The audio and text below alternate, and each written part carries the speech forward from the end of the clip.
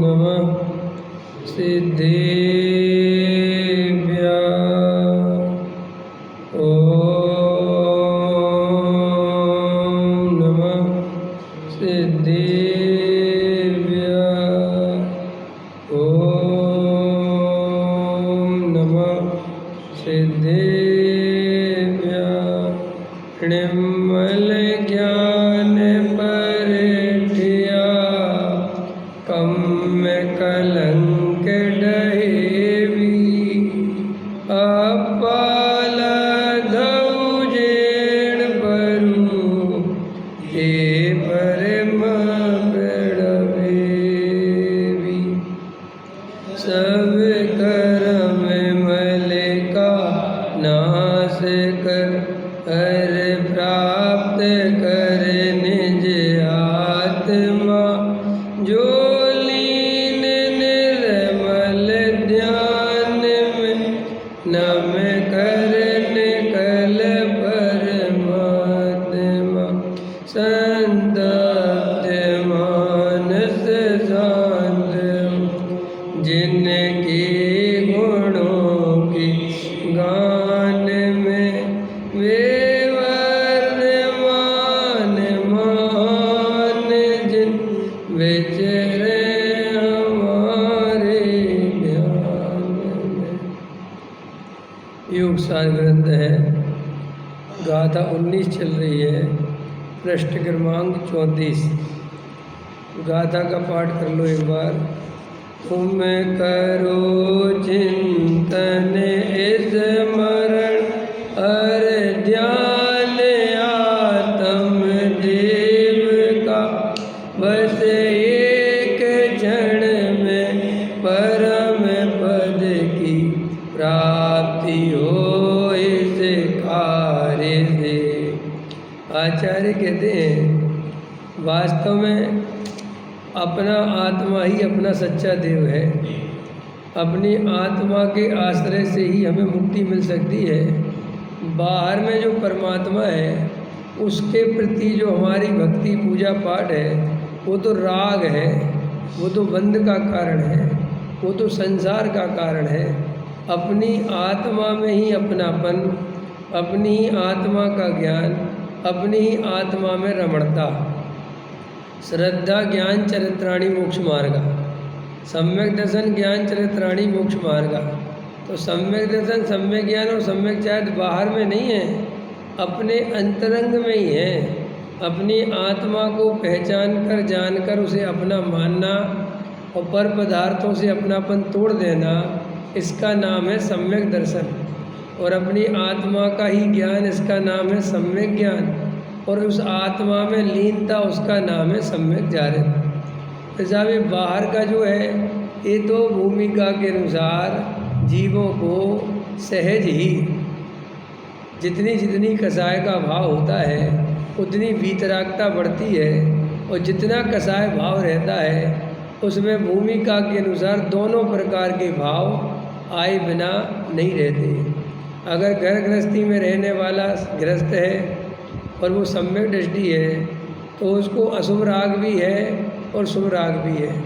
उसको व्यापार आदि का, पंचेंद्रिय विषय भोगों का भी राग आता है और उसे देव सास गुरु की भक्ति का भी राग आए बिना रहता नहीं, क्योंकि वो उसकी भूमि ही कही है।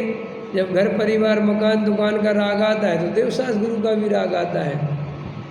लेकिन वो अंदर से दोनों ही रागों को ही जानता है, संसार का कारण जानता है, बंध का कारण जानता है।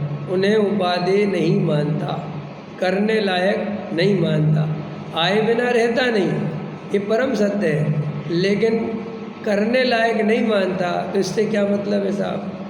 करने लायक नहीं मानता माने उसमें खींच नहीं करता।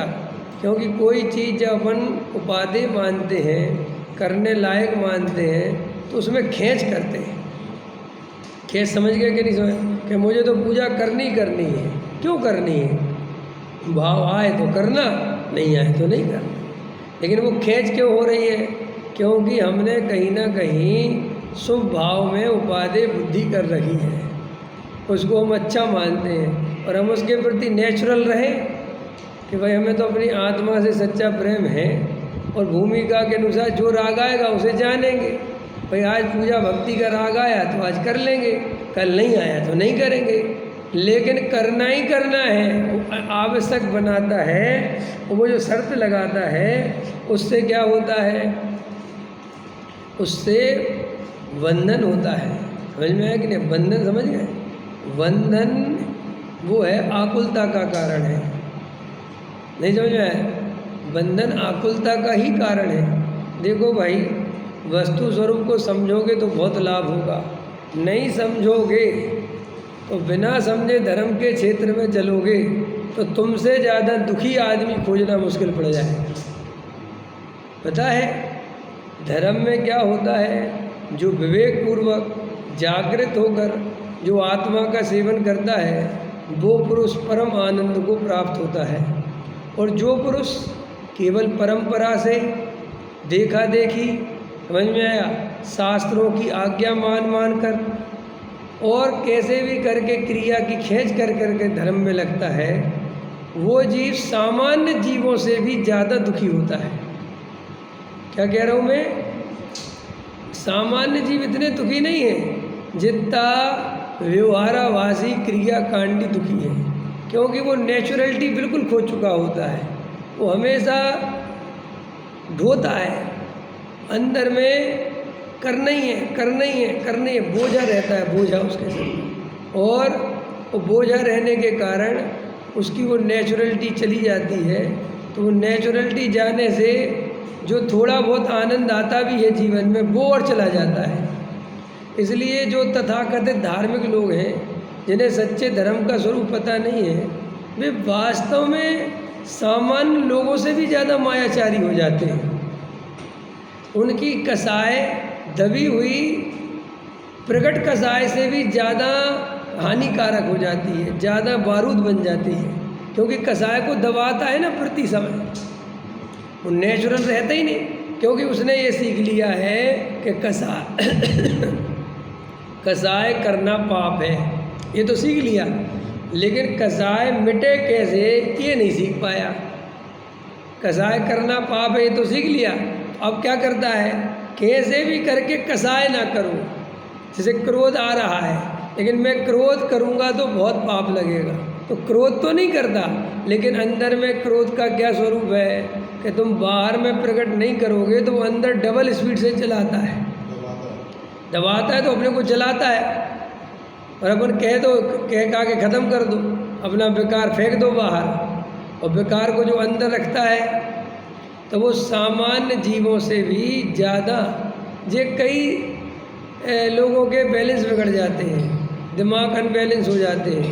ये सब क्या हुआ, कह नहीं पाए, दबाते चले गए समाज के डर से, परिवार के डर से, इज्जत आबरू के डर से, और अंदर ही अंदर कसाय बहुत भर गई, तो दिमाग का अनबैलेंस हो गया। आया समझ में? कोई हीन भावना की ग्रंथि अंदर में दबी हुई है, समझ में? हीन भावना होती है अंदर में, बड़ा आदमी बनना चाहता है वो बन नहीं पाता है, तो हीन भावना, तो वो अंदर ही अंदर वो बीमारी हो जाती है। तो धर्म अगर असली समझोगे तो बहुत आनंद में रहोगे, और अगर धर्म नकली समझोगे तो तुम भले ही धर्मात्मा दिखो, भले ही लोग तुम्हें धर्मात्मा समझें, लेकिन तुम अंदर से बहुत दुखी रहोगे। इसलिए धर्म बिल्कुल भी देखा देखी नहीं करना, परंपरा से नहीं करना, देख सुनकर नहीं करना, संस्कारों के नाम पर नहीं करना। पहले कुछ करने के पहले शांति से समझना। आया समझ में? है क्या ये नहीं कि सबरे पहाड़ पर चढ़ गए तो तुम भी चढ़ गए, नहीं, पहले समझाओ पहाड़ पर चढ़ने का मतलब क्या है, क्यों चढ़ते हो पहाड़। आया समझ में कि नहीं? तो फिर तुम्हारे जीवन में क्रांति घटित हो सकती है। और अगर तुम अपने जीवन में केवल परिवारवाद से जी रहे हो, अपनी कुल परंपरा से धर्म का पालन कर रहे हो, भले ही मुमुक्षु बन गए, मुमुक्षु में भी कुल परंपरा से धर्म का पालन होता है कि नहीं? अभी आप कहोगे सब कुल परंपरा क्या होती है, हम कहेंगे हमारे बाप थोड़ी मोक्ष थे, उससे कोई फर्क नहीं पड़ता। तुमने यहाँ आए और कुछ क्रियाओं को सीख लिया और फिर यहाँ आकर सो गए, तो बस अब वो कुल परंपरा चालू हो गई। अब तुम्हें यहाँ की कोई गलतियाँ नहीं दिखती। अब यहाँ के सबरे पंडित तुम्हें धर्मात्मा दिखते हैं और सबरे महाराज पापी दिखते हैं। समझा, एक कुल परंपरा चालू हो गई, तुम्हारी आंखें बंद हो गई। यहाँ के पंडितों के तुम्हें औदिक भाव कहते हो, सब औदिक भाव है जी, क्या हो गया। और वहाँ के सबरे औदिक भाव पापी दिखाई देते हैं। तो ये इससे क्या मतलब हो गया कि तुम्हारे अंदर बेहोशी आ गई। होश वाला आदमी या तो सभी जीवों के औदिक भाव देखकर माफ़ करता है, या फिर सभी औदिक भावों में जो गलत है वो जानता है कि गलत है, ये सही नहीं। ऐसा नहीं कि आधा तो अपने यहाँ का तो सही कर लो, अपने यहाँ का ब्रह्मचारी जो है मंदिर बनवाए, अरे औदिक भाव है, उनका इतना भाव नहीं, वो तो अपने पीछे कर रहे बेचारे। बहुत गजब के ब्रह्मचारी जी हैं, उनका तो बिल्कुल अलिप्त भावना है, गजब, ठीक बात है भाई। तो वहाँ दूसरे ग्रुप का ब्रह्मचारी ये काम करे तो वहाँ के महाराज ये काम करें तो ये उनके करने योग्य नहीं है, काहे के साधु हैं। तो तुम्हारा ब्रह्मचारी तो कर रहा है, उसके भी तो करने योग्य नहीं है, तो तुम्हें यहाँ क्यों गलती नहीं दिखी? क्योंकि यहाँ तुम अंधे भक्त हो गए। और जहाँ तुम अंधे भक्त हुए, अभी हमारे देश में जो आंदोलन हो गया है कॉकरोच पार्टी का, उसका जो वो है अभिजीत दीप के, वो क्या कह रहा है? वो कह रहा है कि आंदोलन से धर्मेंद्र प्रधान ने इस्तीफा दे दिया, ये कोई दमदार बात नहीं है। तो दमदार बात क्या है? लोगों के अंदर से जो डर बैठ गया था इस सरकार के प्रति, वो निकल गया। ये हमारी असली जीत है। वो डर निकलना वो बहुत ज़रूरी है। अभी तक कोई मोदी के खिलाफ एक पोस्ट करता था तो डरता था, अब कोई नहीं डरता। वो डर निकल गया तो चेतना आ गई, समझ में आया कि नहीं? अब इलाज हो सकता है, लेकिन डर डर कर इलाज नहीं हो सकता। ऐसे ही धर्म के क्षेत्र में भी जब तक हमारा दिमाग स्वतंत्र नहीं होगा, हम अंदर से जागृत होकर नहीं सोचेंगे, हम भय से रहेंगे, गुरु का भय, शास्त्र का भय, देव का भय, ये भय वो भय, तब तक हम आत्मा की प्राप्ति नहीं कर सकते। आत्मा की प्राप्ति करने के लिए अत्यंत निर्भयता चाहिए, अत्यंत निर्भयता। इतनी निर्भयता चाहिए कि आप उसकी शायद अभी कल्पना भी नहीं कर सकते। देखो भाई, सम्यक दर्शन किसी भी द्रव्य क्षेत्र काल भाव से बंधा हुआ नहीं है, किसी क्रिया से बंधा हुआ नहीं है, किसी परंपरा से बंधा हुआ नहीं है। धर्म भी अगर बंध जाता किसी परंपरा से तो वो धर्म की स्वतंत्रता कह रह जाती। देखो, ये द्रव्य क्षेत्र काल भाव हैं जिन पर अपन बहुत झगड़े करते हैं। कभी विचार करना, गहराई से सोचना, क्या ये द्रव्य क्षेत्र काल भाव सदा एक समान रहते हैं? लोगों के आज से 50 वर्ष पहले जैसे रहने की व्यवस्था थी, क्या आज वैसी व्यवस्था है? बोलो। आपको याद होगा वैसे जी, याद क्या होगा, अभी भी ऐसे है जो बातें करते हैं कि अगर तुम्हारा पड़ोसी नॉन वेज खाता है तो वहाँ तुम रह नहीं सकते, है नहीं? तुम्हारा धर्म भ्रष्ट हो जाएगा। चलता था ना सब, पड़ोसी मोहल्ले ही में कोई हो तो आपत्ति। अब आज फ्लैट का सिस्टम है, पड़ोसी बड़ी सो तो सोचो, उसी पाइप में से तुम्हारा पानी जा रहा, उसी में से उसका जा रहा, उसी पाइप में से तुम्हारा पानी आ रहा, उसी में से उसका आ रहा। अब करो शुद्धता, बनवाओ तुम 2 जैनियों को एक स्वतंत्र मकान। उदाहरण दे रहा हूँ तो समझ में आ जाए कि तुम जिन बातों को अभी कोई कल परसों ग्रुप पे लिख रहा था कि अगर अपना मकान बेचना हो और कोई एजेंट खरीद रहा हो और वो नॉन वेज खाता हो नहीं खाता हो, अपन मकान बेचे कि नहीं बेचे? पंडितों से सलाह मांग रहे थे और पंडित सलाह देने में तो एक नंबर है, नहीं बेचना चाहिए, महापाप का बंध का कारण है जो तुमने अपने में।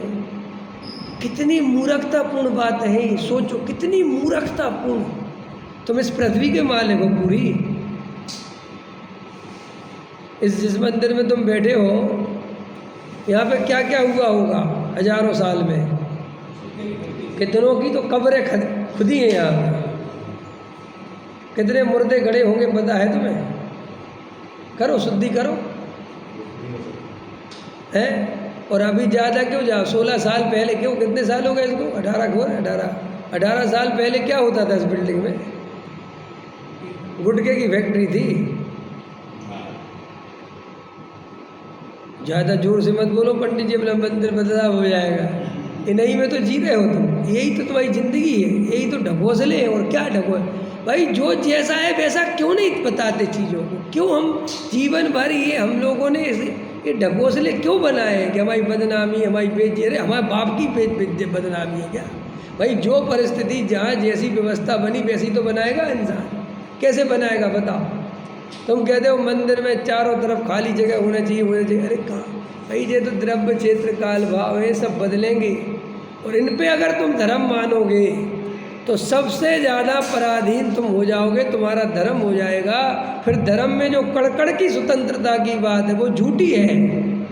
फिर तो एक द्रव्य दूसरे द्रव्य से बंधा हुआ है, फिर तो एक चीज़ दूसरी चीज़ से बंधी हुई है, फिर धर्म स्वतंत्र कहाँ है?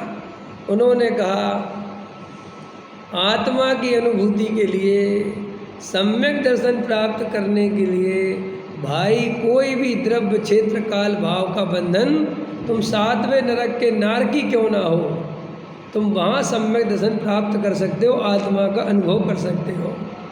तुम त्रयंच गति के, समझ में आया, बिल्कुल महामांसाहारी जीवों के बीच में, और खुद ही मांसाहारी हो, लेकिन 1 मिनट बाद वो भी सम्यक दर्शन प्राप्त कर सकता है। हम लोगों ने अपने ही हाथों से अपने ही पैरों में और हाथों में बेड़ियां बांधी हुई और चाबी लगा के तालाब में फेंक दी। हम वो लोग हैं, आया समझ? हमने खुद ही नियम बनाए, समझना मेरी बात। फिर खुद ही वो नियम प्रतिज्ञाएं ली और खुद ही फंस के अब खुद ही उसको ढोते हैं। और कोई कहता छोड़ो ये नियम, तुमने गलत, नहीं नहीं नहीं, ये तो छाती से प्यार, लेकिन ये छाती से प्यार है, ये बनाए किसने? अब सवेरे में क्या कह रहा हूँ, देखो भाई, धर्म स्वतंत्रता का नाम है, आत्मा की अनुभूति का नाम धर्म है, बीतराग भाव रूप परिणमित होना धर्म है, बाकी कुछ धर्म नहीं है। बाकी सब धर्म के नाम पर चलने वाली सामाजिक व्यवस्थाएं हैं। क्या है? कलश स्थापना कोई धर्म नहीं है, झंडा लगाना कोई धर्म नहीं है, शिखर बनाना कोई धर्म नहीं है, भगवान की प्रतिमा, तो सब व्यवस्था है। क्या है? ये धर्म के कारण नहीं है, धर्म का कारण तो अपना आत्म देव है, अपना चैतन्य देव है। साहब आप ये बात क्यों समझा रहे हैं? तो इसलिए समझा रहे हैं कि जब तक हम इन बातों से नहीं रीतेंगे, इन बातों से हमारा मन खाली नहीं होगा, तब तक हम उसमें आत्मा की बात कैसे भरेंगे? पहले जो डिब्बी भरी हुई है तो वो डिब्बी खाली करनी पड़ेगी ना, कुछ उसमें और कुछ भरना है। तो ऐसी अपनी मान्यता बदलनी है तो पहले जो खोटी मान्यताएं अंदर भरी पड़ी हैं, परंपराओं की, इसकी उसकी, उनको निकालना पड़ेगा। जब वो निकलेंगी तब तो समझ में आएगा। भाई आत्मा तो सदा काल अंदर में ज्ञान ज्योति स्वरूप, वो तो प्रकट है। अरे आवाल सभी गोपाल, सभी सबको सुलभ चिन्मय अभिराम, वो तो सबके अनुभव में आ रहा है। आत्मा का कहीं ऐसा स्वरूप थोड़ी कि आत्मा कहीं छिप गया है। तो साहब आत्मा पर दिखता क्यों नहीं? हमारी खोटी मान्यताओं के कारण, हमारी परंपराओं के कारण, हमारी बाहर का जो दिमाग उलझा पड़ा है और उपयोग में वो व्यर्थ की बातें चलती रहती हैं, इसलिए हमें आत्मा दिखाई नहीं देता। जब तक हम स्वाभाविक, जितने ज़्यादा स्वाभाविक होंगे, जितने नेचुरल होंगे, पहले अपने आप को नेचुरल करो। जितना अपने आप को दबा दिया है, भर दिया, उसको निकाल दो सब, कि पहले मेरे को अपने आप को एक बार आईने के सामने खड़े होकर देखने तो दो कि मैं हूँ कैसा।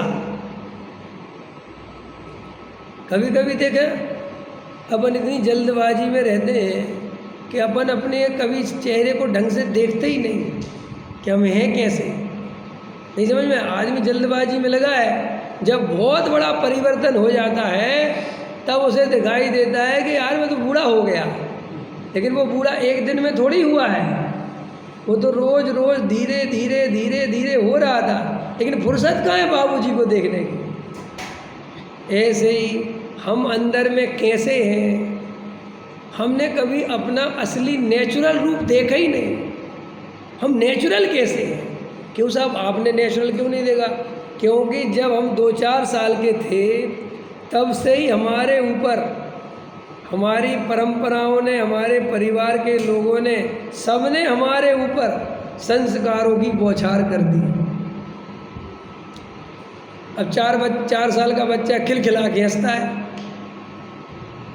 हंसने की अकल नहीं है तुम्हें, ऐसे हंसना चाहिए। तो बेचारे का नेचुरल हंसना भी तुमने बंद करा दी। ऐसे नहीं हंसते तो कैसे हंसते? बस ऐसे। तो उसको समझ गया कि अच्छा हंसना भी ऐसा नहीं होता, जबकि वो नेचुरल था, वो उसका जीवन, वो खेल रहा था अपना जैसा। नहीं, ऐसे नहीं खेला जाता, खेलना भी तुम सिखाओगे। वो खा रहा था बेचारा हाथ से नहीं खाते, चम्मच से खाओ। असभ्य लोग खाते हाथ से। सभ्य बनो, सभ्य बन गए। अभी आपको सभ्यता की परिभाषा नहीं पता वैसे जी?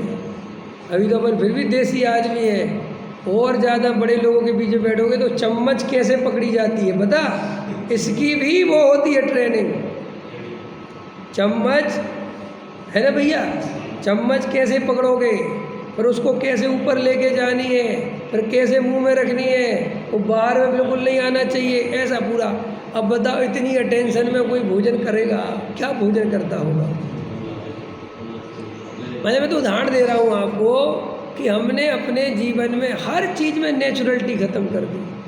पूजा पाठ भक्ति हम अपनी नहीं करते। कभी देखा आप अपने अंदर के भावों से नहीं करते पूजा पाठ, जो कभी दूसरे लिख गए हैं, जो कि आपने उठाई उनकी पुस्तक और आप चालू हो गए। अब आपके अंदर क्या भाव है भगवान के प्रति, वो तो आपको देखने का अवसर ही नहीं। भाई महावीर के प्रति मेरे भावों में कैसी भक्ति है वो तो मुझे पता ही नहीं है। तिसला के लाल और जो ही बोलते महावीरा, ये फलाना ठिकाना, तो ये तो तुम्हारा कुछ है ही नहीं इसमें। तो आचार्य कहते हैं इस जीव ने अपनी नेचुरलिटी खो रखी है। और धर्म क्या है? नेचुरल। देखो धर्म की परिभाषा क्या है? बद्धु स्वभावो धम्मो। ये परिभाषा सुनी क्या है? इसका अर्थ क्या है? जो वस्तु का जैसा स्वभाव है उसे बिना बदले वैसा स्वीकार करने का नाम धर्म है। और हम लोगों ने हमेशा बदलने की कोशिश करी है। देखो अगर वास्तव में इतना ही बदलने का नाम धर्म है तो लाखों करोड़ों वर्ष तक तीर्थंकर जैसे परमात्मा के जीव उसी भाव से मुक जाते हैं, वे लोग करोड़ों वर्षों तक घर गृहस्थी में क्यों रहते हैं और इतने राग को इतनी शांति से स्वीकार कैसे करते हैं? विचार करना। उन्हें राग दुख रूप नहीं लगता? लगता होगा ना, तो हटाते क्यों नहीं? दीक्षा क्यों नहीं लेते? लीनता क्यों नहीं करते? करोड़ों करोड़ों वर्षों की बात है और एक दिन की बात हो तो चल जाए। और हम लोग अपने आप को देखो, हमारी ज़िंदगी कितनी सी है। करोड़ों तो छोड़ो, 60 वर्ष भी मिल जाए, 70 तो बहुत है। हम लोगों ने कितना कर्तव्य तोड़ रखा है धर्म के नाम पर, कर्म के नाम पर। दोनों ही में कर्तव्य है कि नहीं है? हर जगह हमारा कर्तव्य है। तो सम्यक दर्शन तो हमें इस कारण से प्राप्त नहीं होता है। सम्यक दर्शन तो क्या है भाई? आत्मा की श्रद्धा कि मैं आत्मा हूँ और ऐसी अनुभूति हो गई, बस सम्यक दर्शन हो गया। सम्यक दर्शन तो इतनी सी चीज़ है। फिर इतनी सी चीज़ हमें क्यों नहीं होती वो? और ये भी नहीं कि आत्मा छुपा हुआ है क्या कहीं? भाई आत्मा तो प्रकट है। कौन सा जीव है जो मैं जान देख रहा हूँ ऐसा अनुभव नहीं कर रहा है? बताओ। हम और आप में से कोई ऐसा जीव बैठा है जो ये अनुभव नहीं कर रहा है कि मैं जान देख रहा हूँ? कर रहे हो? तो मैं जान देख रहा हूँ, तो जो जान देख रहा है उसी का नाम तो आत्मा है। अब वो आत्मा अनुभव में आ रहा है तो फिर हम मिथ्या दृष्टि क्यों है? भाई हम लोग आत्मा का अनुभव करने के लिए परेशान है सबके सब। आचार्य कह रहे तुम आत्मा के अनुभव के लिए क्यों परेशान हो? वो तो अनुभव में आ रहा है सब। अच्छा बताओ सब क्या काय के लिए परेशान? एक बार आत्मा की अनुभूति हो जाए, एक बार आत्मा की अनुभूति हो जाए, लगे पड़े लोग के नहीं। और लोग इतने लगे पड़े हैं, कोई बेचारे ध्यान करते हैं, कोई कुछ करते हैं, कोई कुछ करते हैं, लगे रहते हैं। और लोग पंडितों से पूछते रहते हैं, भाई साहब हमें आत्मा अनुभूति कब होगी? और पंडित जी कहते कोई बात नहीं, लगे रहो, होगी होगी होगी। समझ में आए मेरी यार? मैं कहता हूँ जो पंडित कहता है ना, उसी से पूछ लिया करो, आपको हुई? हम लोगों ने कितने बंधन बना रखे, हम एक दूसरे का धर्म भी नहीं पूछ सकते।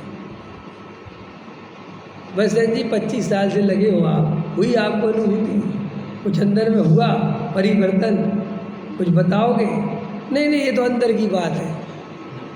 जो असली बात है वो कोई शेयर ही नहीं करता, और नकली बातें शेयर करते रहते।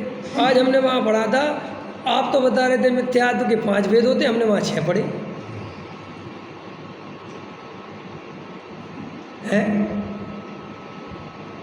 भैया एक बात बताओ, राग के प्रदेश अलग अलग है कि ज्ञान के प्रदेश अलग अलग है? क्या सिस्टम है भाई,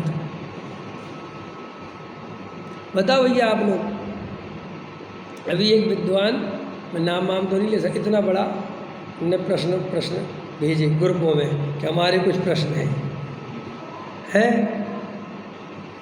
तो ये प्रश्न नहीं पूछता कि अपन 25 साल से लगे हुए हैं, अपने में से कितनों को आत्मानुभूति हुई?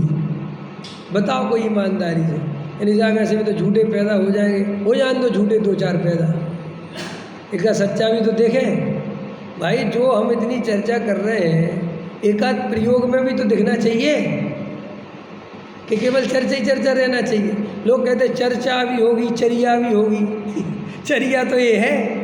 बताओ भाई, 25-30 साल से आप लगे हो, आपकी मान्यताएं बदल गई, आपके अंदर से व्यवहाराभास निकल गया, आपके अंदर से निश्चयाभास निकल गया, उभयाभास निकल गया, स्वभाव में उपादेय बुद्धि है कि निकल गई? बताओ। तुम्हें क्षयोग समज्ञान का अहंकार है, ये पूछो। इन बातों से हम हमेशा दूर भागते हैं, जिनमें हमारी सच्चाई सामने। हम लोग दिन भर चर्चा करते रहते, पता काय पे? समय सार की एक गाथा में बताया, उसमें टीका में बताया कि आत्मा के प्रदेश और राग के प्रदेश अलग अलग है। ये कैसे संभव है? बताओ, आप लोग ही बताओ, मैं तो, मुझे तो नहीं पता कैसे संभव है। अभी तुम लोगों में से भाग्य से एक पंडित है, अभी छोटा है, अभी 2-4 बड़े पंडित बैठा दो ना, तुम इस पर दिन भर चर्चा करते रहेंगे, तुम दिन भर सुनते रहोगे। ये समझे बिना कि ये तो केवल ज्ञान का विषय है, हम इस पर इतनी चर्चा कर क्यों रहे हैं? अजय को बात, तुम्हें दिख जाएंगे प्रदेश, दिखते हैं तो साहब वहाँ क्यों लिखा अमृतचंद देव ने संवर अधिकार में? लिखा होगा, उनसे पूछो। लेकिन हमें पता है क्यों लिखा। उनने तो इसलिए लिखा, एक लाइन इसलिए डाली कि तेरा राग से पूरी तरह ममत्व टूट जाए। जो तेरे को राग के प्रति ये भावना है ना कि मेरा है, मेरे ही में उत्पन्न हुआ है, नहीं समझ में आया?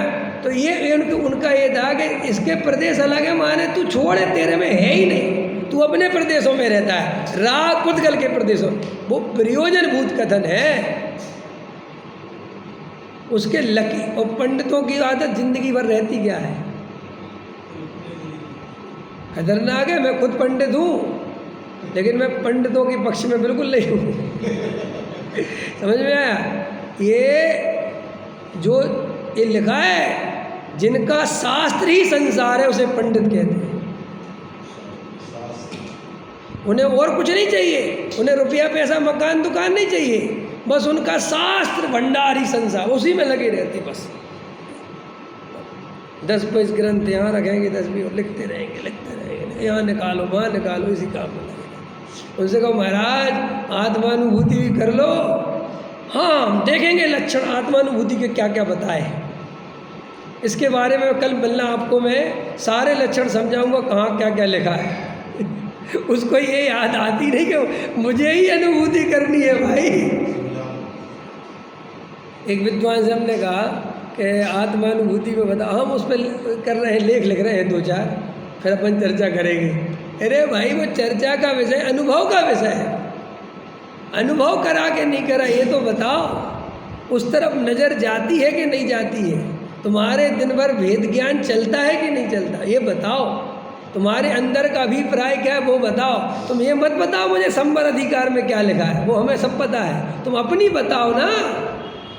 हमारी प्रॉब्लम है हम अपनी बताते ही नहीं, इसलिए हमें सम्यक दर्शन नहीं होता। क्योंकि बीमारी तुम्हें है और तुम इलाज पड़ोसी का कराते हो, कैसे बीमारी दूर होगी बताओ।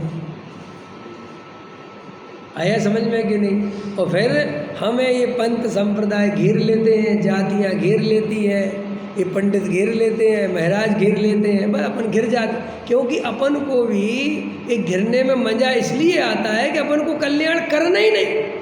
अपन का जो प्रयोजन है वो तो घिरे बिना सिद्ध होता नहीं। हमें सम्यक दर्शन नहीं चाहिए, हमें पंडितों से दोस्ती चाहिए, पंडितों से पहचान चाहिए, हमें प्रतिष्ठा चाहिए। हमें महाराजों से सम्यक दर्शन नहीं चाहिए, हमें महाराजों से धन वृद्धि का आशीर्वाद चाहिए। तो जब महाराज से धन वृद्धि का आशीर्वाद चाहिए तो महाराज भी काहे को सम्मेलन की चर्चा करेंगे वे भी उसी रंग में रंगे हुए हैं। और जो सम्मेलन की चर्चा करेंगे उनके पास जनता जाती नहीं। सुबह महाराज भी समझ गए कि भैया अपन को जनता को बुलाना है तो तुम तो ये तंत्र मंत्र तीज त्योहार ये सब मनवाओ और जनता को रंग राग में लगाओ बस। और महावीर की फोटो लगाओ, देखो फोटो महावीर की, फोटो कुंद की, और एक काम वीतरागता का नहीं। काम सारे काय के, राग के, कसाय के, वीतरागता की तो कोई बात ही नहीं करता। मैं तो इतने दफ़े बड़े बड़े महाराजों को कभी सुनता हूँ कि देखे क्या बोलते, वीतरागता शब्द नहीं आता उनके मुंह में, आत्मा शब्द नहीं आता, अनुभव शब्द नहीं आता, वेद ज्ञान शब्द नहीं आता, तत्व निर्णय शब्द नहीं आता, तत्व विचार शब्द नहीं आता। अगर पढ़ाने ही बैठेंगे तो कैसे पढ़ाते हैं पता है? वो लोग पढ़ाते भी कहते हैं, ऐसे पढ़ाते हैं। 6 द्रव्य होते हैं, 7 तत्व होते हैं, याद करो इनको। जीव अजीव आश्रम बंध संबंध मोक्ष, तत्वासूत्र का पहला अध्याय पूरा याद करके आना है सबको, समझ में। अगर कोई पढ़ाते हैं तो, और फिर कोई आचरण संबंधी, ये छोड़ो ये छोड़ो, ये नियम लो ये नियम लो, इतना तो त्याग करो ही, इतना तो जीवन में जरूरी है ही, तभी तुम श्रावक कहलाओगे बस।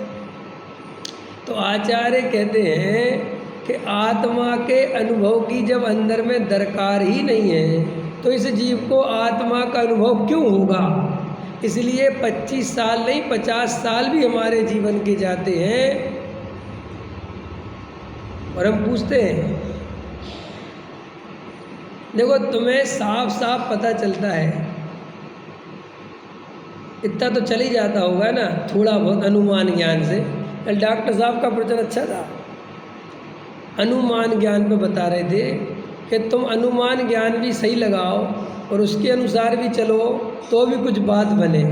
इतना मोटा मोटा तो अनुमान लग ही जाता है ना अपने को कि किसको आत्मा की पकड़ है, कौन तत्व के प्रति ईमानदार है, इतना तो पता चल जाता ना। बस जी के नहीं चलता कौन पंडित ईमानदार है दिखता है। फिर भी अपन बेईमान पंडितों को सुनते रहते हैं और अंदर से पता है बेईमान है।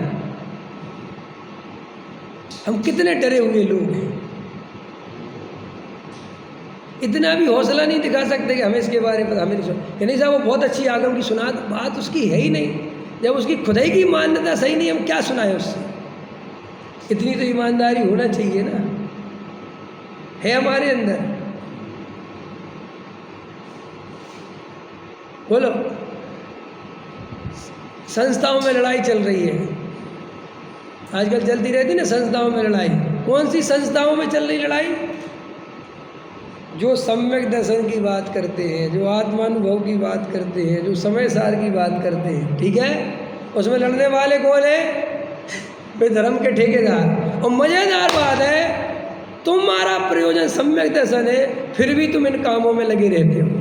तुम ये नहीं सोचते कि हम कर क्या रहे हैं, हम इन लोगों के पीछे क्यों दौड़ रहे हैं। ये तो आपस में ही लड़ रहे हैं, माने कितने बड़े मिथ्या दृष्टि है।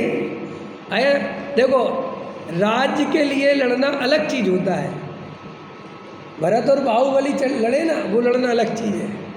लेकिन मंदिरों पे कब्जा करने के लिए लड़े, वो अनंतानुबंधी कसाय का लक्षण है। वैसे ही समझ में आ रहा क्या कह रहा हूँ? ट्रस्टी रहूँगा मैं चाहे कुछ हो जाए।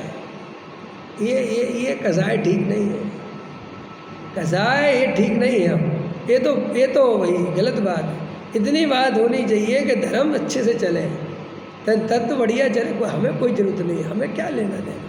हम तो सच्चा तत्व की प्रभावना हो, इतनी भावना है भाई, कोई राय से क्या फ़र्क पड़ता है। लेकिन नहीं, अंदर में वो लालच कुछ और है, अभिप्राय कुछ और है, और नाम क्या देते हैं कि हमें प्रभावना की चिंता है, निर्दोष प्रभावना की चिंता है। कितना झूठ बोलता है।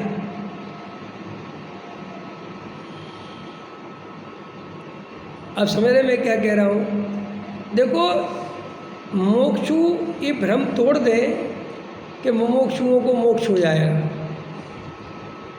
मुमुक्षुओं में भी जो जागृत मुमुक्षु होगा, जो पंथ संप्रदाय से ग्रसित नहीं होगा, समझ में आया, जिसमें अंदर में स्वतंत्रता की घोषणा करने की ताकत होगी, जो किसी से डरता नहीं होगा, निर्भय होगा, समझ में आया, जो शास्त्रों की गुलामी नहीं करता होगा, जागृत होकर शास्त्रों को पढ़ता होगा, जो मान आदि के पोषण में नहीं लगा होगा, जो धर्म के प्रति ईमानदार होगा, वो मुमुक्षु सम्यक दृष्टि हो सकता है। गुरुदेव की फोटो लगाने से, रोज स्वाध्याय में आने से, सब शिविरों में जाने से, आज्ञाकारी बनने से, सबके चहेते प्रिय बनने से, बड़े मुमुक्षु कहलाने से, नामधारी मुमुक्षु बनने से, दान देने से, कोष अध्यक्ष मंत्री फंत्री बनने से, बड़ी संस्थाओं को चलाने से तुम कभी सम्यक दृष्टि नहीं होगे। इससे सम्यक दर्शन का कोई संबंध नहीं है। नरेश जी समझ में आ रहा? होना है सम्यक दृष्टि है, झूठ तो नहीं बोल रहे? अरे भाई, सम्यक दर्शन के लिए कुछ नहीं चाहिए, जो चाहिए वो मैं स्वयं हूँ। ना उसके लिए मान चाहिए, ना सम्मान चाहिए, ना कोई कुल परंपरा चाहिए, ना कोई जाति चाहिए, ना धन चाहिए, ना कोई संयोग चाहिए, ना कोई देश, ना काल, ना कुछ। केवल अपना त्रिकाली ध्रुव चाहिए, और त्रिकाली ध्रुव पर नज़र चाहिए। सो त्रिकाली ध्रुव तो अपन सदाकाल हैं ही, और नज़र भी हर समय पैदा हो रही है। बस तुम्हें उपयोग बदल कर वहाँ लगाना है और निर्णय करना है कि ये मैं हूँ। हो गया सम्यक दर्शन। वीतरागता धर्म है अपना। वीतरागता माने कल बताया था, सारे जगत के ज्ञाता दृष्टा रहना, जो भी ज्ञान का ज्ञेय बने उसके प्रति कोई भाव नहीं, न राग न द्वेष, इसका नाम धर्म है। विद्रोह करना, झगड़े करना, ये धर्म नहीं है। वीतराग भाव से रहना धर्म है, समझ में? और अपन वीतराग भाव से जितना रह लें वो धर्म है। ये धर्म के नाम पर कसाय आदि में लगना ये कोई धर्म नहीं है। पकड़ में आया? तो अपने को नैसर्गिक बनाओ, स्वाभाविक बनाओ, नेचुरल बनाओ। दबाओ मत, डरो मत, तुम बिल्कुल मत डरो। ये दुनिया कुछ नहीं कर लेगी, ये समाज कुछ नहीं कर लेगी। ये तो तुम्हें कल भी मिथ्या दृष्टि मानती थी और आज भी मानेगी। क्या बात करते हो? हमें तो कई लोग सम्यक दृष्टि मानते हैं।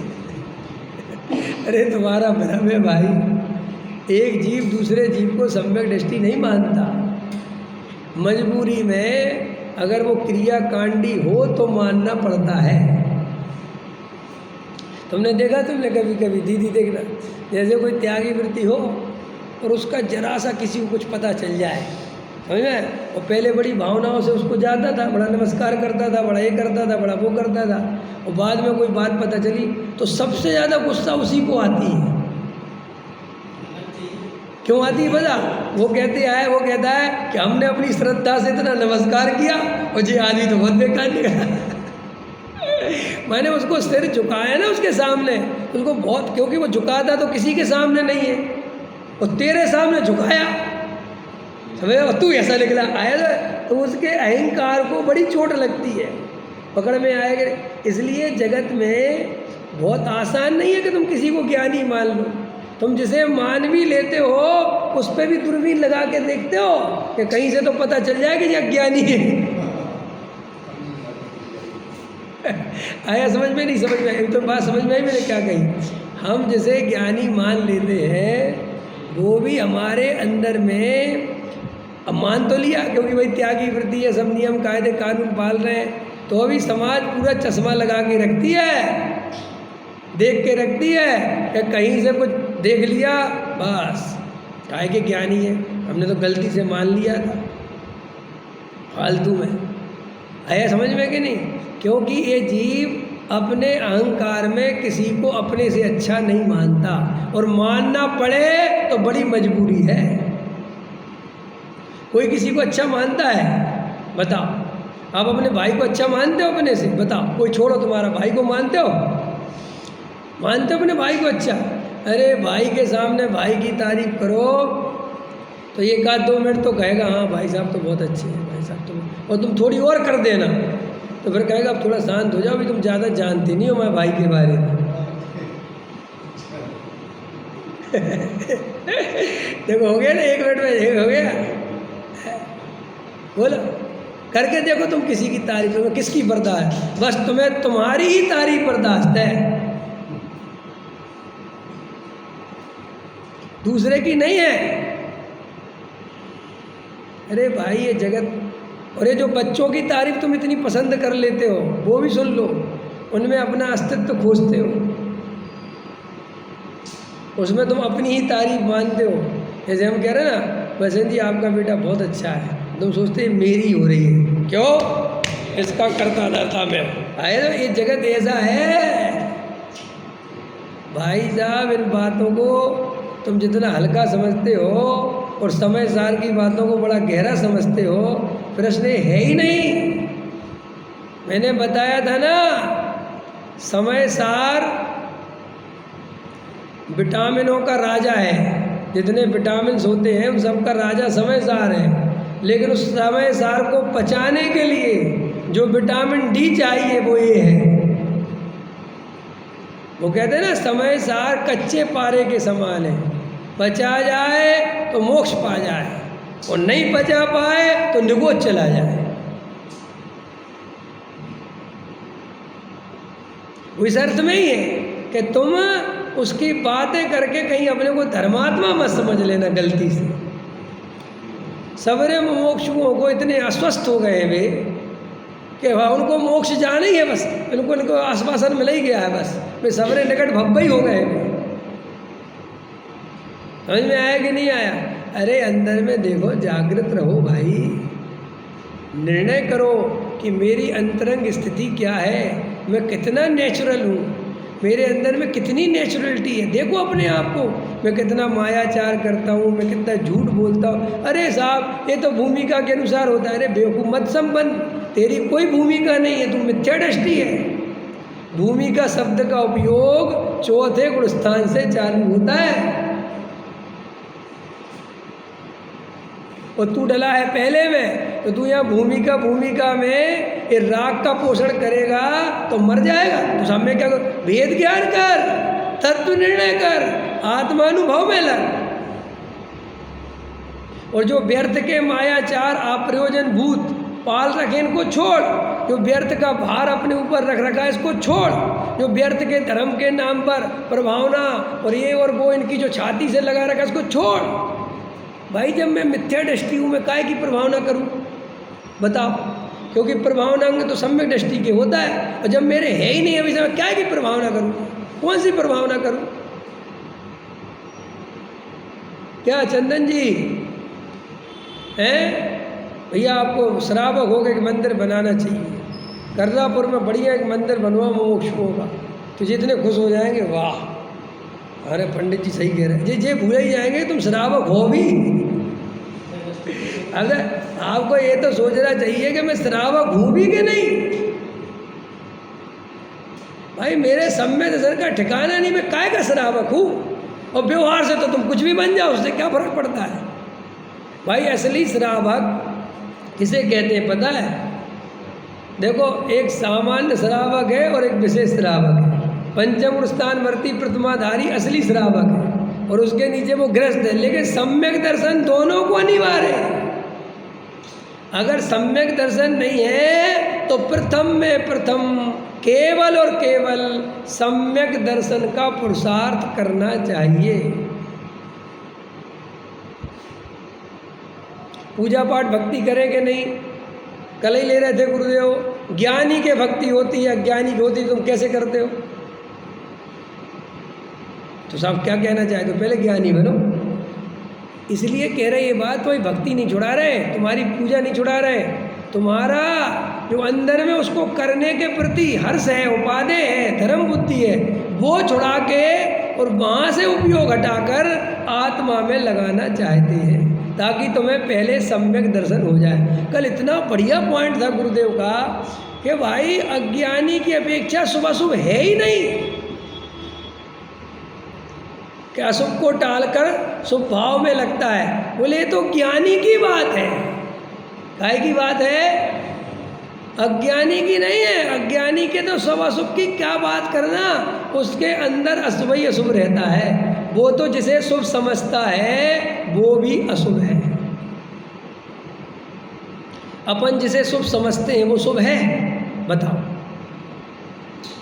वैसे जी, बताओ। आप जो शिविर में माला पहनने जाते हो वो शुभ भाव है क्या शुभ? बोलो अरविंद जी, सेठ जी, रामगली में जाते हो, उपाध्यक्ष हो, वो शुभ भाव है क्या शुभ? बताओ। तुम जो ट्रस्टी बनने के लिए मरे जाते हो, मंदिरों के अध्यक्ष उपाध्यक्ष बनने के लिए, मंत्री बनने के लिए मरे जाते हो, वो शुभ भाव है क्या शुभ? सोचो, तो तुम उसे क्या मानते हो? शुभ भाव। तुम जो भगवान के सामने अंदर में अभिप्राय में लौकिक प्रयोजन रख के जो उनकी अपन पूजा करते हैं वो शुभ भाव है क्या शुभ भाव? बोलो, सोचो, विचार करो। जो परंपरा से तुम नियम व्रत पालते हो शुभ भाव है क्या शुभ भाव? सुनो, अब और खतरनाक बोल दूं, जो परंपरा से नियम व्रत पालते हैं वे तो मुर्दे हैं। काय के शुभ भाव और काय के शुभ भाव, वे तो जड़ है, वे तो परंपरा को ढोते हैं। जैसा अन्यमती अपनी परंपरा को ढोता है, हैं? ढोते हैं कि नहीं? अब जो अगस्त का महीना चल रहा सावन का, वे बेचारे कावड़ लेने गए बिना चप्पलों के और हुड़दंग भी करते जाते हैं। समझ में आया कि नहीं आया? हैं? और क्या क्या होता है वो सब, उस पर क्या व्याख्यान करूँ मैं? वो धर्म है क्या धर्म? शुभ भाव है क्या शुभ भाव? क्या शुभ भाव है उसमें? क्या किस बात का शुभ भाव है बताओ? मेरा प्रश्न है कि हम शुभ भाव की भी तो व्याख्या करें। किस बात का शुभ भाव? एक आदमी एक पत्थर को बिना सोचे समझे काल्पनिक जगत में उसको पूजने लगा, सिर चढ़ाने लगा, नारियल चढ़ा, किस बात का शुभ भाव है? पता ना उसमें किस बात का शुभ भाव है? भाई शुभ भाव किसे कहते हैं? सोचो, विचार तो करो। कोई आदमी कुछ भी अब वो बताओ, धर्म के नाम पर हिंसा करते हैं, बलि चढ़ाते हैं, वो शुभ भाव है?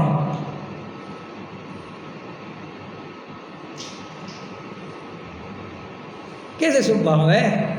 किस बात का शुभ भाव है?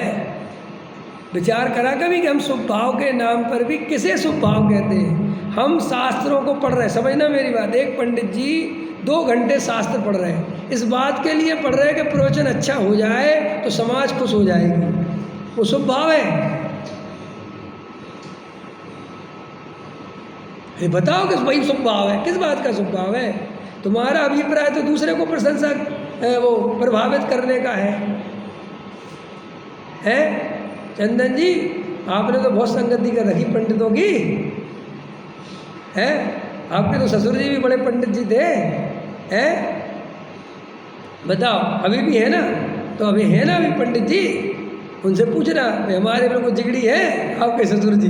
अब मिलते नहीं वो हमें, पहले हम जब पढ़ते थे तो वो बताते थे सब बातें, बहुत बातें होती थी हमारी। अरे भाई, तुम जिन्हें शुभ भाव कहते हो वे शुभ भाव है ही नहीं। क्योंकि अज्ञानी को अंदर में सांसारिक प्रयोजन है, तो वो जो शुभ भाव भी है उसका सांसारिक प्रयोजन से है, तो उसका वो मूल में अशुभ ही है।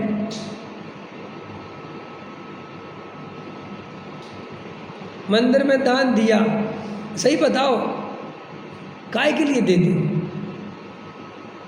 अपने अस्तित्व के लिए, अपनी प्रतिष्ठा के लिए, अपने नाम के लिए, या परंपरा से, या देना चाहिए? देखो किस किस अभिप्राय से देते हो बताओ भाई। या पड़ोसी ने दे दिया और हम रह गए, हमारा नाम नहीं बुल पाया, सबके बुल गए। हाँ, दान दे मन हरस में, ऐसे इस बात से हरस बसे के होता है तो बड़े उससे कहता है दानवीर वज्रसेन जी, इनके ही कंधों में भार है, हर्ष बसेगे तो इससे हो रहा है। अगर वो 2 लाख ले ले और नाम नहीं ले तो जैसे माला मुरझा जाती है ना वो देवगति में, ऐसी मुरझा जाता है। इसे शुभ भाव कहता है। ये सब 2 कौड़ी के शुभ भाव जिन पर तुम झगड़ा करते हो। अरे असली शुभ भाव ज्ञानी के होता है, क्योंकि ज्ञानी को आत्मा की अनुभूति होती है, आत्मा का श्रद्धान होता है, तो भगवान के पास भी खड़ा होता है, तो उनकी वीतरागता निहारता है, उनके जैसे बनने का भाव, उनके जैसा अपना स्वरूप विचार करता है, उसी समय अपनी आत्मा को देखता है और हे प्रभु ऐसा ही मैं हूँ। ये असली शुभ भाव है। शास्त्र पढ़ता है तो आत्म कल्याण की भावना से पढ़ता है, एक एक बात को ध्यान से, विवेक पूर्वक, शांति से, तर्क से, युक्ति से विचार करके किसी को प्रभावित करने के लिए नहीं पढ़ता। ये शुभ भाव है। शुद्ध आहार करता है तो इस भाव से करता है कि शरीर थोड़ा निरोगी रहे, जीवों की हिंसा ना हो, कोई जीव की विराधना ना हो, और शरीर में अवक्ष नहीं जाए तो ये शरीर स्वस्थ रहेगा, ताकि मैं अपनी आराधना निर्भर शांति से कर सकूं। तो उसका वो शुभ भाव है। आया समझ में? तब शुभ भाव होता है। अरे भाई, सम्यक दर्शन के बिना कुछ सच्चा होता ही नहीं। तुम काय को जबरदस्ती लगे हुए हो? पहले सम्यक दर्शन कर लो, सब सच्चा होने लगेगा। जैसे कोई स्त्री माँ बने बिना ममता की दुहाई देती पर है कि मुझे ममता प्रकट करनी है, ममता ममता भैया नहीं आने वाली। बच्चे को जन्म दे तो ममता अपने आप आ जाएगी। ऐसे ही तुम सम्यक दृष्टि की 8 अंग लिख लो, यहाँ सब जगह लिखे रहते कि नहीं? आ जाएंगे पढ़ पढ़ के। पहला अंग कौन सा होता है? निशंक। तो अपन भैया निशंक अंग करो, ऐसे नहीं आने वाला है। थोड़ा वात्सल्य करो, अपने साधर्मी है। सम्यक दर्शन के बिना हम कभी सच्चा वात्सल्य नहीं कर सकते। इसीलिए भाई भाई लड़ रहे हैं धर्म के नाम पर। पद प्रतिष्ठा के चक्कर में संस्थाओं में लड़ाई झगड़े पड़े हुए हैं। कहाँ है वात्सल्य? भसेन जी, हमारा नाम बाद में बुलवाया, हम नहीं आएंगे कल से तुम्हारे मंदिर में। पंडित जी, कल तो वात्सल्य का पाठ पढ़ा रहे थे तुम। है भूमिका के अनुसार ऐसा आ जाता है भाव। क्या क्या ये सब पढ़ रखा है तूने? तू अपने भाव को भी शास्त्रों से उपादेय कर लेता है। तेरे से बड़ा मिथ्या दृष्टि कोई नहीं है। अरे तेरे को ऐसा भाव आया तो तुझे निंदा करनी चाहिए और सामने वाले को उपकारी मानना चाहिए। उसने याद दिलवाया, उसने याद दिलवाया कि पंडित जी कल वात्सल्य पढ़ाया था आपने, आप क्या कर रहे हो? ये भाव आना चाहिए। तू तो शास्त्रों से पोषण करता है उस भाव का। प्रश्न देखे पंडित जी के नहीं? अभिषेक जी प्रश्न देखो। वे सारे प्रश्न आत्मज्ञान रहित होने के कारण होते हैं जीव को। जब जीव को आत्मज्ञान हो जाता है कोई प्रश्न ही नहीं बचते। क्यों साहब, क्या बात करते हो? क्योंकि जो उसके ज्ञान का विषय नहीं बन सकते उन्हें वो केवल ज्ञान का विषय जानकर छोड़ देता है। इसलिए प्रश्न बचेगा कैसे? वैसे जी कितना बताओ दिनेश जी, वो सुमेरु पर्वत कितने वजन का है? कितने प्रयोजन का है? 1,00,000 का है। 1,00,000 का ही है ना? हाँ 1,00,000 का है। लेकिन भैया ऐसा नहीं है, 1,00,000 का भी है। तो मैंने उसमें धबला में पढ़ा था, वहाँ मैंने पढ़ा बड़ा नहीं है उधार दे में कोई धबला देखने रहे लोगों की बुद्धि ऐसा ही है। वहाँ मैंने पढ़ा था 99,000, 1,00,000 नहीं है। एक जगह मैंने 99.5 पढ़ा था। अब ऐसे तुम 3 टॉपिक दे दो पंडितों को, वे दिन भर लगा देंगे इस काम में, पूरे शास्त्र छान मारेंगे कहाँ क्या क्या लगा है, और शाम तक तुम्हें पूरा बता देंगे। वो श्रोता मजे लेता था। पंडित जी बेचारे परेशान हुए दिन भर, और वो जो श्रोता जिसने प्रश्न पूछा था वो तो अपने काम धंधे में लगा हुआ है और जरा पंडित जी बस शाम को उसको फ़ोन करके कह रहे भैया हमने वो तुम्हारे प्रश्न का समाधान खोज लिया। अच्छा पंडित खोज लिया, बहुत बढ़िया किया पंडित। अरे आपके तो ज्ञान की बात ही अलग है पंडित, हमें तो पता था ये काम आप ही कर सकते हो। क्या? हाँ तो सुन तो लो कि वो कितने योजन है। हाँ पंडित अब ऐसा कल बताना आप शांति से, अभी तो मैं कहीं काम से जा रहा ये जगत है तुम्हारा। और वो पंडित भी क्यों लगा रहता है? उसको प्रभावित करना है, वो कोई बात नहीं है। वो पंडित ये नहीं कह सकता कि मुझे नहीं पता कुछ भी, कौन सा प्रयोग। अभी किसी का एक दिन प्रश्न आया मेरे पास, अब लोग समझते कि मैं बहुत बड़ा पंडित हूँ, जबकि मैं पंडित तो हूँ ही नहीं, बड़ा छोटा भी नहीं हूँ। तो वो कोई प्रश्न पूछा, मैंने कहा भैया मुझे नहीं पता। तो मेरे से क्या कहने लगा, अरे आप कैसे पंडित जी हो, आपको तो नहीं पता नहीं है। मैंने कहा सच्ची बात है। मैंने कहा इसके लिए मैंने 2-4 नंबर रख रखे तुम उनको लगाओ वे बताएंगे तुम्हें, और दिन भर बताएंगे, तुम जब पूछोगे तब बताएंगे। समझ में आया कि नहीं आया? अरे भाई लोग कहते हैं हमारा उपयोग बचा रहता है, इधर उधर नहीं जाता। ये उपयोग बचाने की बात है कि अपने को उलझाने की बात है? अरे इसकी जगह शांति से तू आत्मा की अनुभूति में, वेद ज्ञान में, स्वाध्याय में, तो इनमें लगना। तो वो क्या सोचता है? देखो आपको और बात बताता हूँ, मैं खतरनाक बात बताता हूँ। सम्यक दर्शन छायक सम्यक दृष्टि हो कोई तो उसकी बात अलग है। क्षयोपशम वाले के साथ और उपशम वाले के साथ बहुत खतरा है। क्या बोला दिनेश जी? जो उपशम वाला सम्यक दर्शन है ना, एक तो अंतर्मुख में छूट ही जाता है, और क्षयोपशम वाला भी मिनिमम अंतर्मूर्त है और मैक्सिमम 6 आवली है, वो 66 सागर है। इसके बीच में वो 1 दिन भी रहे, 2 दिन रहे, छूट जाए, 3 दिन रहे, छूट जाए। समझ में? अब प्रश्न पता है वो छूटता कैसे है? कभी सोचा? ऐसे ही तो मूठ पटांग शास्त्र पढ़ते उससे छूट जाता है। तुम्हें तो लगता है कि स्वाध्याय करो, जितना पढ़ो सको पढ़ो। अरे भाई साहब तुम कच्चे पारे हो, और तुम ये करणानियों का आदि में ज़्यादा घुसोगे, वहाँ शंका हो गई तुम्हें, तो शंका वो इतनी बढ़ जाती है कि वो आत्मा ही पे शंका हो जाती है। मेरा एक मित्र नहीं है, मैंने उसकी कहानी सुनाई थी, है वो मुनि था, साधु, पक्का साधु। काय पे छोड़ दिया उसने साधुपना? कहाँ से? कि पृथ्वी गोल होती है, उनने कहा साहब वैज्ञानिकों ने फुटबॉल जैसी होती है, उसने इसकी खोज चालू कर दी और चीज़ों की, वे सब क्रॉस होती गई। उसने कहा सब झूठा है, सब बेकार की बात है। सोचो इतना नुकसान हो जाता है। तुम सोचते हो कि और शास्त्रों को पढ़ो, अरे भाई ये 7 तत्व प्रयोजनभूत पढ़ो और इनकी श्रद्धा करो और आत्मा की अनुभूति करो, बाकी को बिल्कुल मत उलझो। जो समझ में आए तो समझ जाओ, और जो नहीं आए तो केवल ज्ञान जाने। केवल ज्ञानी ने जिसके ज्ञान में जो झलका होगा, भैया अपन का ज्ञान इतना नहीं है, अपन तो ये छोड़ो। ये समझने लायक बात है ये, वरना क्या करोगे? उसी से शंका हो जाएगी। ऐसा ही तर्क, जब ज़्यादा तर्क लगाओ तो तर्क बहुत खतरनाक भी होता है। ज़्यादा तार्किक बुद्धि अगर अपन ज़्यादा इस्तेमाल कर देंगे तो फिर वो तुम्हें ज़्यादा अश्रद्धा की ओर ले जा सकती है, अगर तुम आत्मा की दृष्टि वाले नहीं हो तो।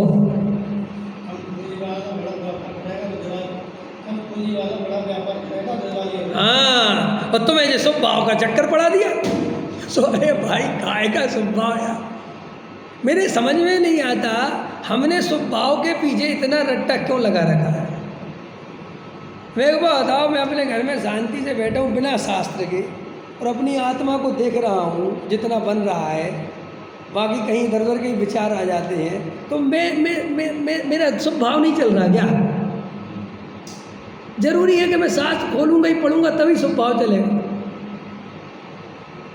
मैंने इतना सारा पहले ही पढ़ा रखा है, उसका ही चिंतन करूं तो शुभ भाव नहीं है क्या वो?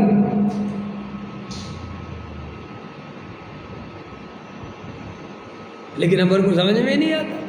अपन ऐसे इन्हीं चीज़ों को लगा करके नहीं साहब वो तो, अरे भैया इतनी श्रद्धा कमजोर है, ऐसे ही सुनो। और खतरनाक है शास्त्र के संबंध में बताया, प्रवचन भी नहीं सुनना चाहिए तुम्हें सबके। तो मैं अपनी बता लो, तुम लोग भैया अपना जानो, मैं तो बिल्कुल नहीं सुनता। और मैं जहाँ मजबूत हूँ वहाँ सुन के मुझे कोई फ़र्क नहीं पड़ता, क्योंकि मुझे कोई फ़र्क नहीं पड़ता। मैं सुनता हूँ तो श्रद्धा वृद्धा से तो सुनता ही नहीं, मात्र ज्ञान के गे के साथ सुनता हूँ, देखते क्या बोल रहे हैं, बाकी अपने कोई लेना देना नहीं है। आया समझे? और अपन क्या होता है, सबके ही प्रति श्रद्धा से भरे रहते हैं। कोई भी पंडित जी, कोई भी, सब किसी का भी सुनो, सब सुना रहे। अरे भाई ऐसा नहीं है, तुम्हारी पूंजी लुट जाएगी। तुमने अगर एक व्यवहाराभासी का प्रवचन सुन लिया तो गए काम से, तुमने एक निश्चयाभासी का सुन लिया तो गए काम से।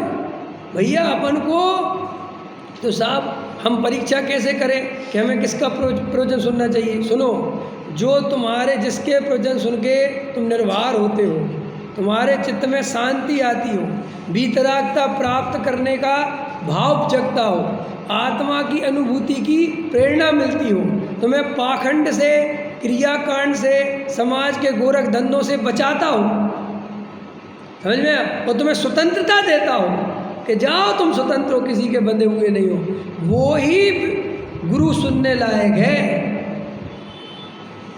और जिसके सुन के बाहर आ जाए, खिंचाई हो जाए, टेंशन बढ़ जाए और ऐसा लगेगा भाई साहब मेरे को ऑपरेशन कराओ तुम, तो उससे दूर हो जाओ। सच बता रहे। देखो मैं आप किसी और का तो बता नहीं सकता, मैं 5 साल पढ़ा स्मारक में,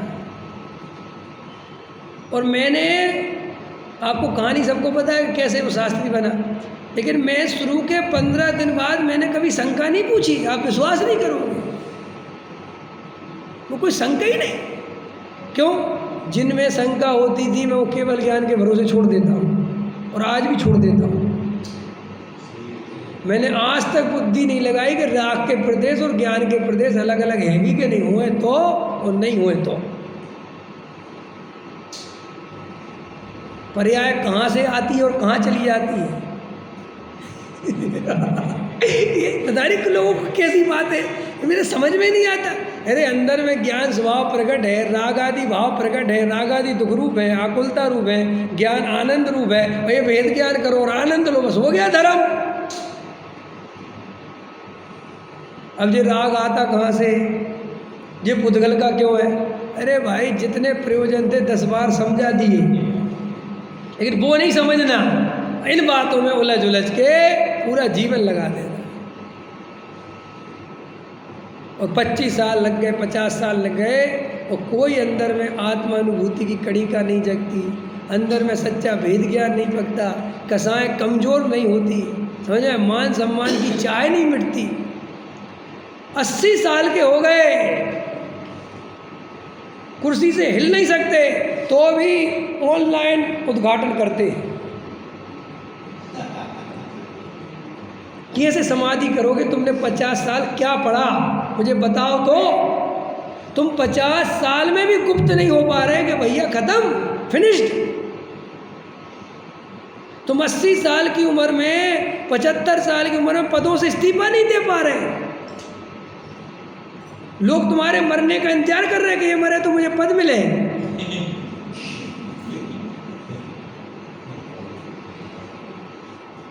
और तुम इसको कहते हो कि मैं मुमुक्षु हूँ। काहे के मुमुक्षु रे भाई? तुम कैसे मुमुक्षु हो? तुम किसने तुम्हें मोक्षु बना दिया भाई? मुमुक्षु किसे कहते पता? जो अपने सांसारिक कार्यों को पूरा करता हुआ, बाल बच्चों की शादी करता हुआ, जिसकी निरंतर निवृत्ति की भावना है और निरंतर मोक्ष मार्ग की भावना में चलने का भाव जिसके जागृत रहता है, और निरंतर ये भाव आता है, हे भगवान ये कब काम धंधे छूटे, बाल बच्चे बड़े हो, मैं इनसे निपटूं और निरंतर अपनी आराधना, उसको मुमुक्षु कहते हैं। ये मुमुक्षु नहीं कहलाते जो 75 साल में ट्रस्टी है, झगड़े कर रहे हैं, राजनीति कर रहे हैं, इधर से उधर हो रहे हैं, और वे मुमुक्षुओं के सरदार। समझ में आया कि नहीं आया ये सब? और मुमुक्षु फिर भी ये जानते हुए भी उनके आगे पीछे घूमते हैं, वो भी मुमुक्षु नहीं है। इसका मतलब तू भी सांसारिक प्रयोजन से मुमुक्षु बना है।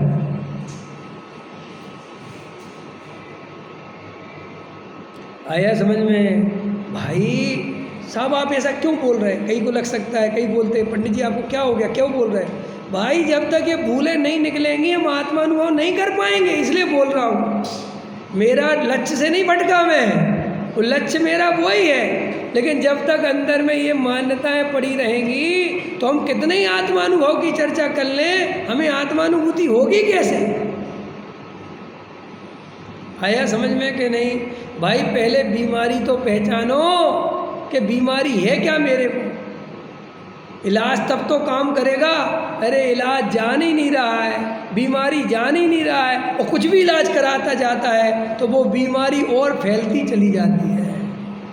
सहजानंद।